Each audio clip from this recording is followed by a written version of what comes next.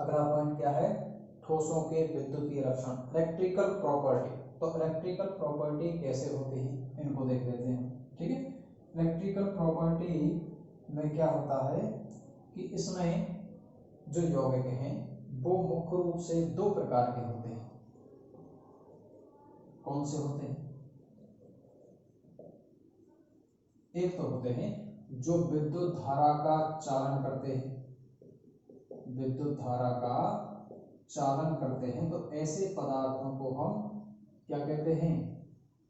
चालक पदार्थ कहते हैं। क्या कहते हैं? चालक पदार्थ। ऐसे जो कि विद्युत धारा का चालन नहीं करते हैं या विद्युत धारा का चालन नहीं करते हैं, ऐसे पदार्थों को अचालक कहते हैं। और जबकि कुछ पदार्थ ऐसे होते हैं जो विद्युत धारा का चालन करते हैं, विद्युत धारा का चालन करते हैं, लेकिन विशेष परिस्थितियों में यानी नॉर्मल टेम्परेचर पर ये काम नहीं करते हैं। लेकिन टेम्परेचर बढ़ा दें या कोई अशुद्धि मिला दें तो उस तरीके से हो सकता है। ठीक है, तो ये विशेष परिस्थितियों में विद्युत धारा का चालन करते हैं, उनको हम कहते हैं अर्धचालक, आधे चालक कह सकते हैं। ठीक है, तो उस तरीके से विद्युतीय लक्षण के आधार पर पदार्थों को हमने तीन भागों में बांट दिया, ठोसों को चालक, अचालक और अर्धचालक।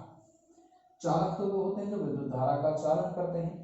अब ध्यान रखना, विद्युत धारा का चालन करने के लिए हमारे पास दो चीजों का होना जरूरी है, या तो अयुग्मित इलेक्ट्रॉन होना चाहिए, ठीक है, जो कि उसमें इलेक्ट्रॉन्स क्या हो जाए, निकल जाए, इलेक्ट्रॉन विद्युत धारा का चालन करे तार की सहायता से, ठीक है, या फिर उसमें मुक्त आयन होना चाहिए, मुक्त आयन होना चाहिए, या हम कह सकते हैं मुक्त इलेक्ट्रॉन होना चाहिए। अयुग्मित की जगह हम मुक्त लिखेंगे, अयुग्मित में तो चुंबकीय लक्षण।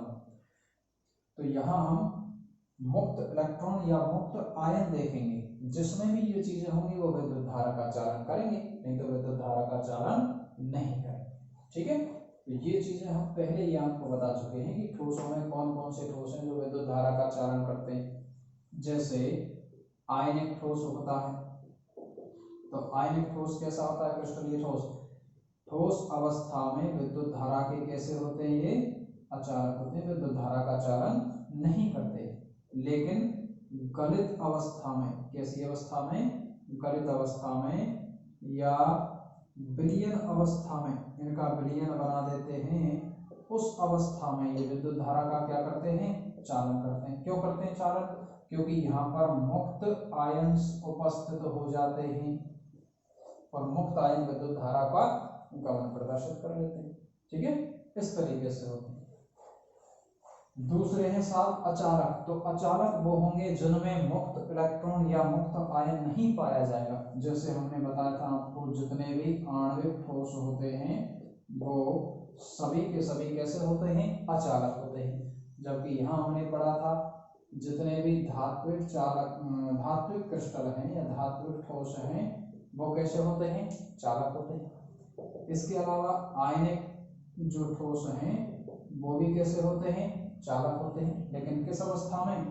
या तो गलित अवस्था में होते हैं या विलयन अवस्था में होते हैं। ठीक है, एक बात रही अर्धचालकों की, तो अर्धचालक थोड़े से अलग टाइप के होते हैं। ठीक है, अब देखते हैं हम ठोसों में कि वास्तव में चालकता प्रदर्शित करने के लिए क्या होते हैं। इनमें हम एक सिद्धांत द्वारा समझाते हैं जिसको हम कहते हैं बैंड सिद्धांत। उससे हम इसकी व्याख्या करते हैं कि वास्तव में विद्युत धारा का चालन क्यों करते हैं, ये विद्युत धारा का चालन क्यों नहीं करते हैं। ठीक है, और ये किस प्रकार से आदि परिस्थितियों में विद्युत धारा का चालन करेंगे और आदि परिस्थिति में नहीं करेंगे। तो बैंड सिद्धांत क्या कहता है कि वास्तव में जो कोई भी यौगिक है या ठोस है, पदार्थ है, उसमें दो प्रकार के बैंड होते हैं। क्या होते हैं? दो प्रकार के आणविक कक्षक, जिनको हम बैंड कहते हैं। तो वो बैंड दो प्रकार के कौन कौन से होते हैं? एक तो होता है संयोजी बैंड और एक होता है चालन बैंड। एक तो कैसा होता है, चालन बैंड होता है, और एक होता है संयोजी बैंड। ये दो प्रकार के बैंड पाए जाते हैं हर कंपाउंड्स के अंदर, यानी ठोस के अंदर। अब इनमें क्या होता है, दोनों बैंडों के बीच में एक ऊर्जा अंतराल होता है। क्या होता है, ऊर्जा अंतराल पाया जाता है, जिसको हम डेल्टा एन जी या इस तरीके से किसी भी प्रकार से हम लिख देते हैं, कितने इलेक्ट्रॉन वोल्ट है। ठीक है, तो यहाँ पर क्या होता है, देखो कि संयोजी बैंड जो होता है उसमें इलेक्ट्रॉन्स पाए जाते हैं, लेकिन इसमें इलेक्ट्रॉन्स नहीं पाए जाते हैं, यानी ये खाली होता है। कैसा होता है, ये खाली होता है, लेकिन ये भरा हुआ रहता है। भरे का मतलब कंप्लीट भरा नहीं है, आधा भी हो सकता है, लेकिन इसमें इलेक्ट्रॉन जरूर होंगे। तो उसको हम संयोजी बैंड कहते हैं, जिसमें इलेक्ट्रॉन्स पाए जाते हैं, और जिसमें इलेक्ट्रॉन नहीं पाए जाते हैं उनको हम चालन बैंड कहते हैं। ठीक है, अब होता क्या है, इनका जो ऊर्जा अंतराल है चालक पदार्थों में वो लगभग डेल्टा ईजी कितना होता है, 0, एनजी सॉरी ईजी। ठीक है, डेल्टा एनजी तो आपका इक्विलिब्रियम में आता है। तो यहाँ संयोजी बैंड और चालन बैंड के मध्य में कोई ऊर्जा अंतराल नहीं होता है, बल्कि ये एक दूसरे में ओवरलैप और हो जाते हैं,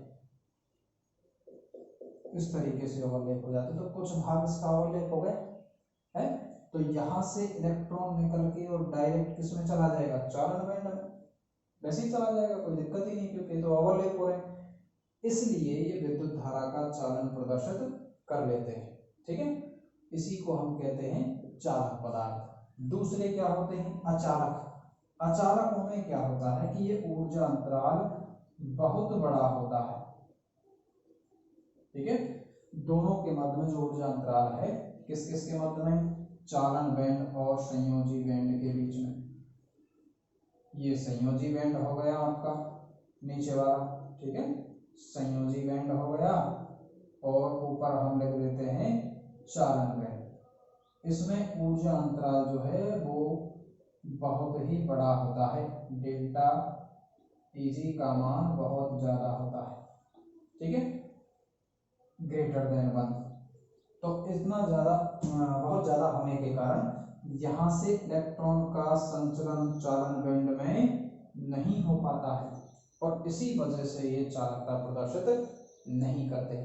ठीक है, अर्धचालकों में क्या होता है कि चालन बैंड और संयोजी बैंड के मध्य की जो दूरी है वो थोड़ी सी कम होती है, इसका जो मान है वो थोड़ा सा कम होता है, यानी 0 से तो अधिक है, लेकिन 1 से वो कम होता है। ठीक है, ऐसे कह सकते हैं। यानी अर्धचालक में संयोजी बैंड और चालन बैंड, इन दोनों बैंडों के मध्य की जो ऊर्जा अंतराल है वो इन चालक और अचालक से मध्यवर्ती प्रकार का होता है। तो इसमें क्या है, नॉर्मल टेम्परेचर पे तो इलेक्ट्रॉन का संक्रमण नहीं हो पाता है, लेकिन अगर टेम्परेचर बढ़ा दिया जाए तो क्या हो जाता है, इसमें इलेक्ट्रॉन का संचरण हो जाता है। तो उस समय ये विद्युत धारा का चालन प्रदर्शित करते हैं। तो हम कह सकते हैं कि सामान्य ताप पर इनमें विद्युत धारा का चालन प्रदर्शित नहीं होता है, लेकिन उच्च ताप पर यानी थोड़ा सा टेम्परेचर बढ़ा दें, या कुछ ऐसे होते हैं जो अलग अलग टेम्परेचर की आवश्यकता पड़ती है, तो जैसे जैसे टेम्परेचर बढ़ा दें उनसे क्या है, उनमें चालकता बढ़ जाती है। ठीक है, तो इस तरीके से अर्धचालक होते हैं। अब ये जो अर्धचालक है ये भी वास्तव में दो प्रकार के होते हैं। ये अलग से सवाल पूछ लेता है, डायरेक्ट पूरा सवाल नहीं पूछता है। या तो सवाल पूछेगा ठोसों के विद्युतीय लक्षणों के आधार पर ठोस कितने प्रकार के होते हैं, तो हमको ये बताना है। वो अर्धचालक को विशेष प्रकार से ही पूछता है। ठीक है, अलग से। तो देखो अर्धचालक कितने प्रकार के हैं।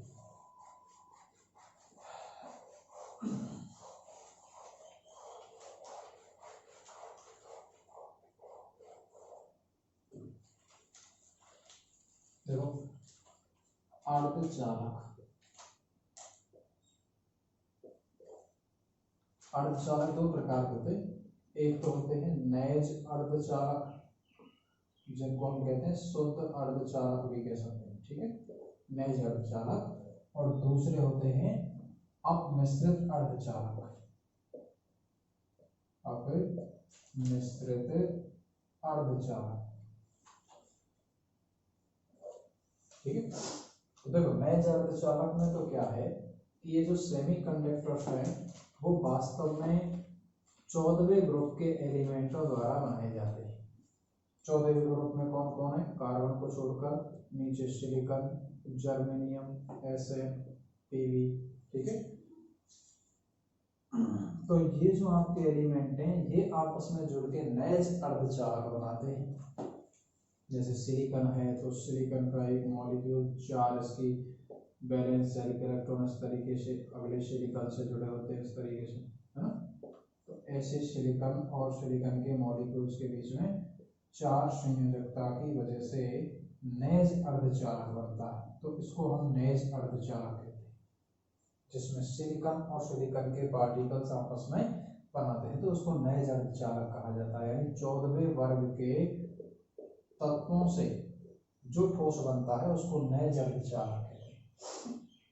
अपमिश्रित अर्धचालक दो प्रकार के होते हैं, कौन कौन से, एक तो होता है एन टाइप के अर्धचालक, एक होते हैं पी टाइप के अर्धचालक।